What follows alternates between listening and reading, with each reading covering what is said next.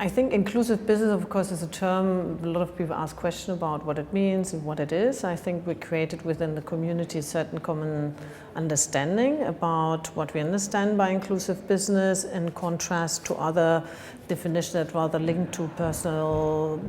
characteristics like social entrepreneurs, which is very much focused on the individual, or other very much linked notions like social business, with a lot of overlap, but with slight differences. And we used it also as something to discuss the role of private sector to reach development goals, but also to show the potential of private sector, not only through innovation, also mobilizing capital, but also providing these services and products on a sustainable basis. And of course, there is a bit of criticism always around it, but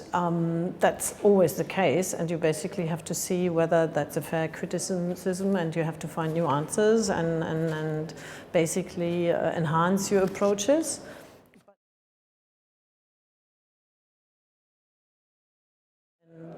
Businesses now looking for B2B linkages, engaging either with inclusive business or setting up inclusive businesses. We see much more openness with the civil society to engage directly with business and finding the solution, linking to communities, so finding local solution but addressing local demands. So I think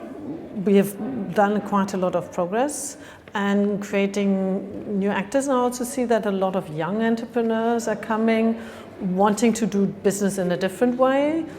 Even in the investor space, we have a lot of investors looking for investing opportunities where they, get a return for their investments, but also want to do something good in terms of social environmental impact. So I think there is maybe not, the community is not big enough, but there's a growing sense of that we have to pool sources and skills to address certain global challenges.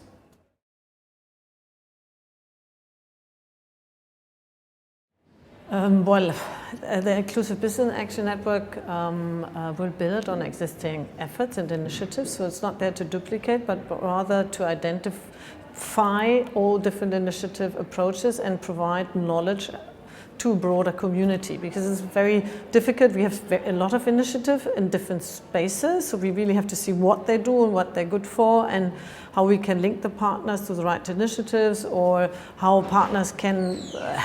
be helped to link to each other. So it's more about knowledge generation and knowledge sharing than anything else, and the process one has to facilitate, but which lifts a bit of burden of others so that they have more space to act. So it's a bit from a public space, let's say from a public institution, providing support for those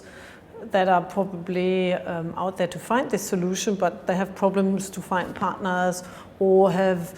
issues to discuss altogether, like on impact measurement. We all try to find good indicators, find good ways to measure impact, so we can help and pool resources a little together for these kind of purposes, and then roll it out in the broader community. So there has to be a win-win situation for the partners of the network, that they bring something to the network but can take something out of the network too, and then we will help to move quicker